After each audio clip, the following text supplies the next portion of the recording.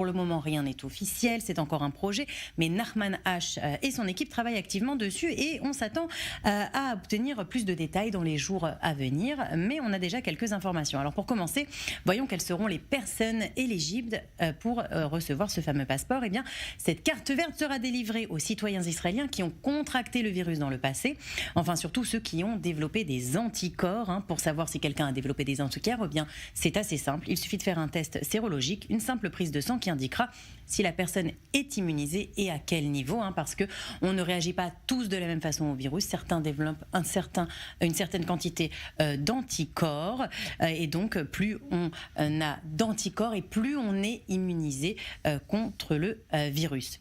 Deuxième question.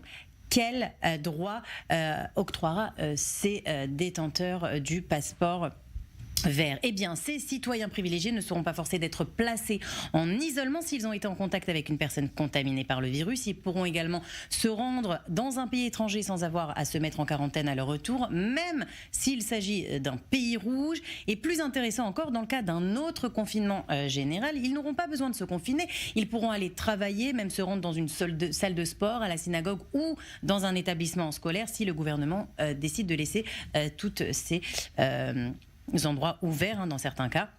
Bref, cette carte apporte de nombreux avantages et surtout des libertés. En gros, le plan des feux tricolores ne s'appliquerait pas qu'aux villes, il s'appliquerait également aux personnes.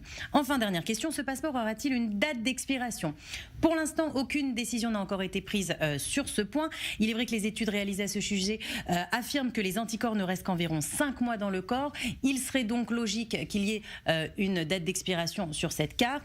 Le ministère de la Santé envisage une période de 3 mois, puis l'obligation de refaire un test sérologique pour pouvoir prolonger la validité du passeport. Un passeport qui prendrait la forme d'une carte magnétique ou d'un autre format du genre, mais personnalisé et enregistré dans une base de données nationale pour empêcher les éventuelles falsifications. Alors, une note d'espoir, en tout cas, d'un retour à la normale à peu près pour les personnes concernées, mais c'est un document qui suscite aussi des craintes. Exactement, certains craignent un effet boomerang, que la morbidité augmente suite à la délivrance de ce passeport. Compte tenu de la liberté qu'octroie cette carte verte, certains Israéliens pourraient être tentés de contracter le virus pour développer des anticorps et ainsi obtenir ce passeport, notamment les jeunes qui semblent avoir moins peur du virus, puisque en général ils sont moins affectés.